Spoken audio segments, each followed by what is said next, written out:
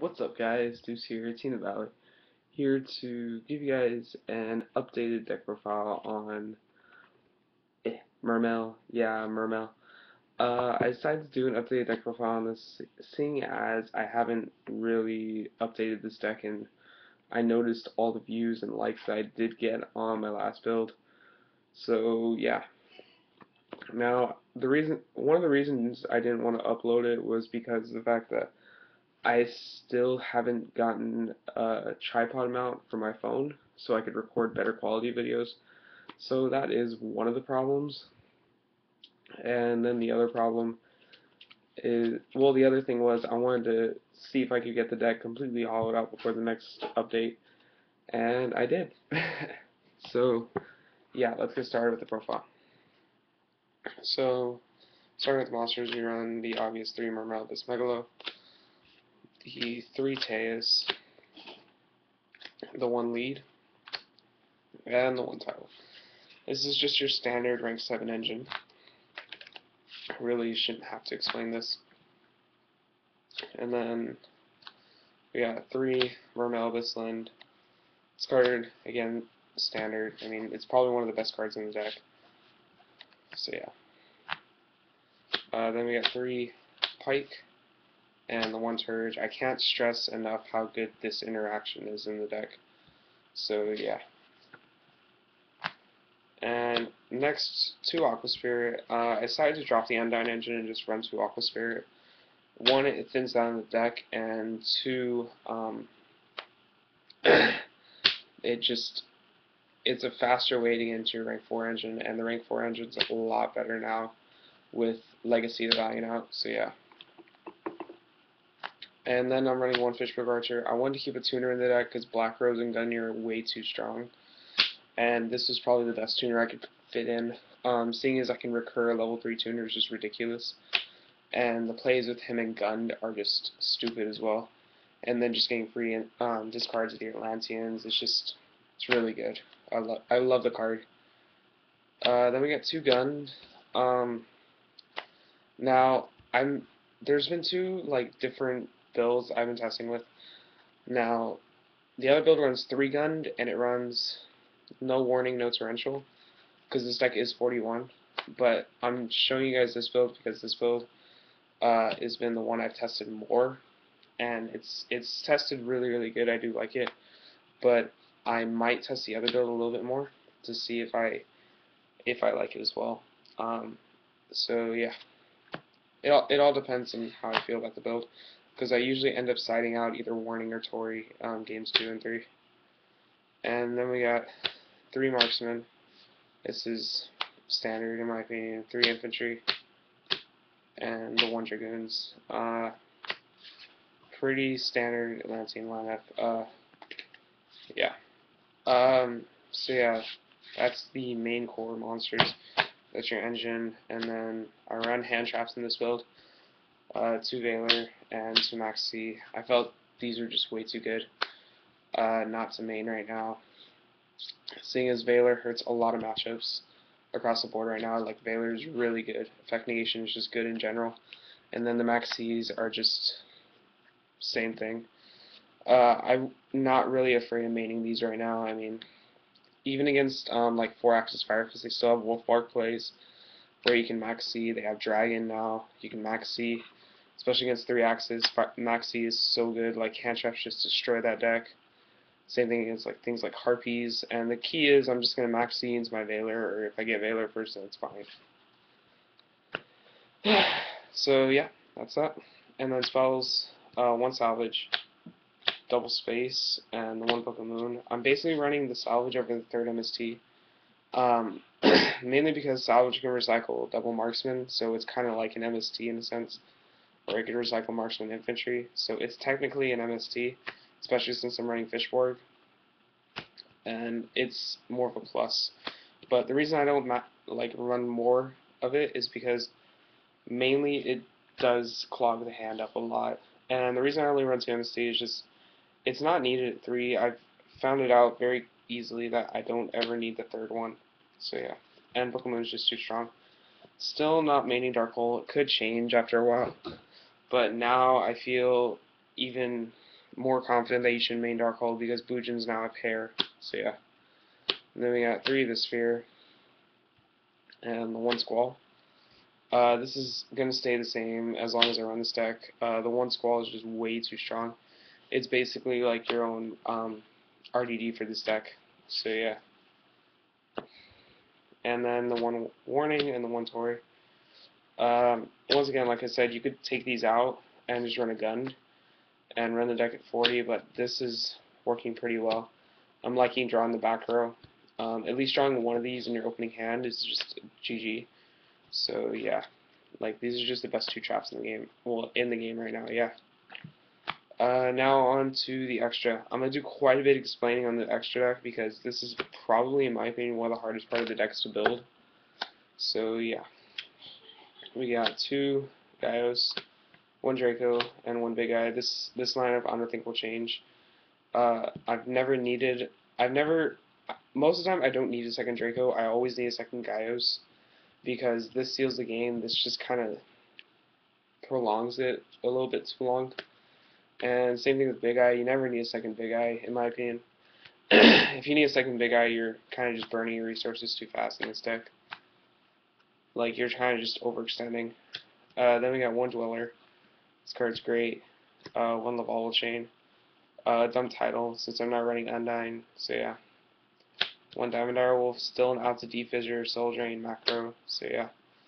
One of the new number 101 Sound Honors Arc. This card isn't ridiculous. It triggers Marksman. I mean, it triggers Dragoons. And my rank 4, like, Big Eye like monster is just way too good to pass up. So yeah. And then the 1 Bahamut Shark to round up the rank 4 engine. Oh, as you guys notice in the deck, I'm not running the OSHA loop. I felt it was just taking up extra deck space in my opinion. And it wasn't really worth it. It just had too many dead draws, too many Aqua Spirits in my hand. You only really need 1 Aqua Spirit. And just drawing more after that is just really dead. So that's your rank 4s. I don't run the Evil Swarm, whatchamacallit, whatever. It's just not needed. If you're in a losing situation, like that terribly bad, you really should have lost the game already, in my opinion. So yeah, I don't know. I just feel that that type of mass removal isn't really needed. And then for rank 3s, I run the 1 Trite. I kind of want to run 2 of this, seeing as I am running a rank 4 engine and I can turbo into Bahamut Shark a lot easier. So I might run 2 in this.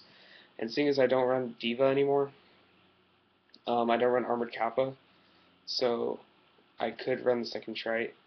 And the 1 Leviathan, this is kind of like my second target for the Bahamut Shark, but it's just so good. Triggering Marksman off of this, it's just such a good card in my opinion.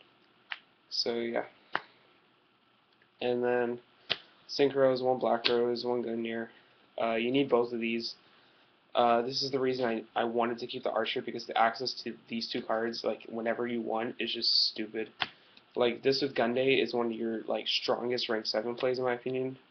Like I kind of want to run 2 of this just because it's kind of like an Abystius, but it's searchable. I mean, and it's so easy to set this card up. Like if you draw Gunday in your opening, if you have a Gunday already in your hand, you just search Archer and then you Synchro into Gungnir and just make plays off of that. And then Black Rose, just such easy access. I mean, Fishborg in the Grave and a Gunday is basically a 1 card Black Rose. So yeah. And then the only other 2 monsters, synchros that I do run is 1 Scrap Dragon and 1 Crimson Blader. I felt I had to put these in, mainly because I am maining the Veiler. So I felt since I'm maining Veiler, Veiler is already dead against the mirror match, so I need to make Veiler a win condition in the mirror match, and Crimson Blader is the win condition. I mean, just synchro Veiler with Abystius or something, or Title, and just run over something game 1 in the mirror match, because you just side up the Veiler's games 2 and 3. So yeah, I just wanted to make sure Veiler was a win condition game 1 against the mirror match. And also against the Hieratic Ruler, Veiler always stays in, so it just becomes another win condition. And then Scrap Dragon is just so strong. I need this card a lot.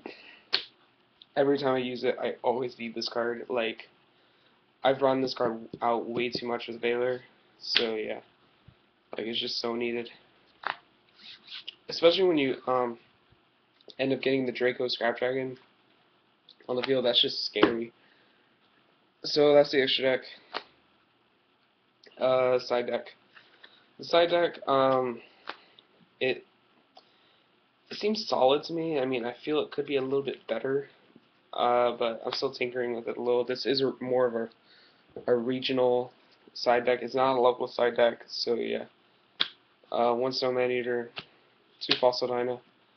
Oh, and the Snowman Eater, I'm always gonna keep this in. This is mainly an Evil Storm hate card, and it's so good in the Bujin matchup. Being able just to set Snowman Eater and just like blow him up, it's just so good. So yeah, Double Crow. Mainly for the Dragon matchup, and it's also really good in the Mirror match because you can decrow infantries and not fear going into Gaios. I mean, it's just so solid in that matchup. And then we got the one Maxi. Well, the third Maxi, just anything that's too fast. So yeah. And also against that, the thing is, this deck really has a hard time with that Hieratic Ruler matchup because the deck already had a hard time with Dragon Rulers. So Hieratic Rulers are basically the same thing. Main reason is that deck is able to draw guys effect really easy and then big eye you. So yeah. And then one Dark Hole and one Vortex. I decided to side these. They're good side decks in my opinion. I don't side them against everything. I mean, I side them against decks that I do need them against that will just swarm the field or that can just make lockdown cards really easy. So against 4-axis, this is so good. Like, this is really good.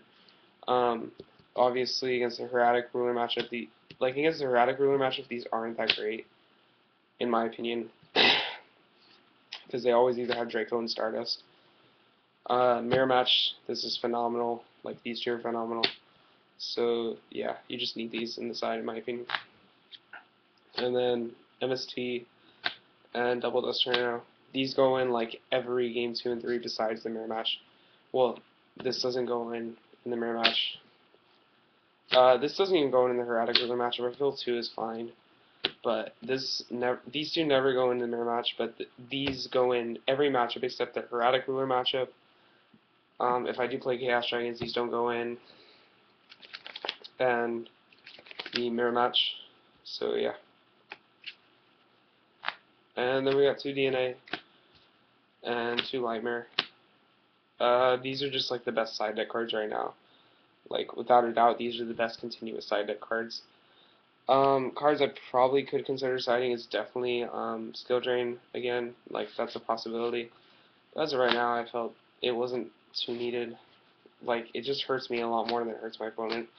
So, yeah. Okay, guys, that is the... Wow, that was weird. That is the deck. Please leave comments down below. Now, this build's a lot different than my previous build with Undyne and stuff of that nature. Mainly because I wanted